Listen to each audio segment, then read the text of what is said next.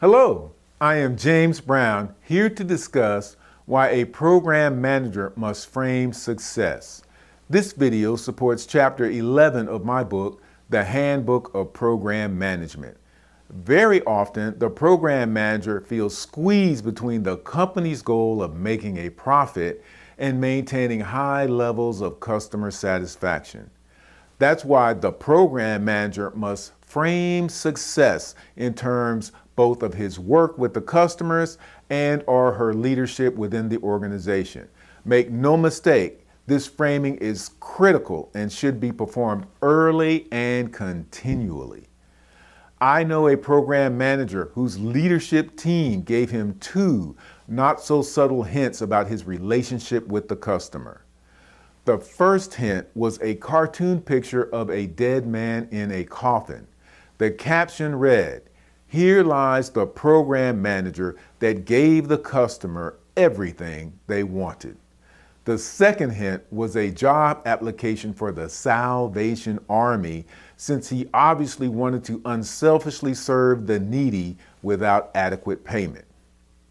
The following 4 framing tips apply to newly assigned program managers, but are also applicable to all programs if adequate framing of success criteria has not already been accomplished. Tip 1. A newly assigned program manager should spend his or her first weeks doing a full assessment of the scope of work under the program's control. A common fault of newly assigned program managers is jumping to conclusions based on limited information or information provided by a select few people. Information is coming at a rapid pace, and you must assess the entire picture, making sure you understand the full context to ensure good decisions.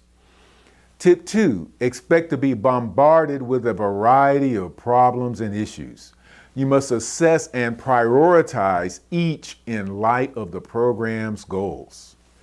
Tip 3, program personnel will also have expectations of you, and those expectations must also be framed for success. If not, the program personnel will be disappointed with anything less than superhero results.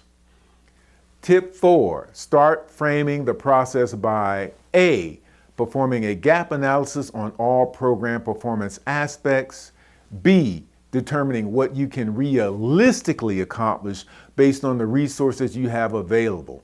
Obviously, if you have performed a thorough gap analysis, there will be items that you will have to table or set aside for future action. Put these in priority order with the resource costs and obstacles associated with them defined.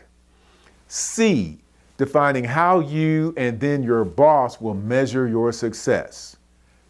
D, shaping the lens through which people such as your boss, stakeholders, and program personnel define success.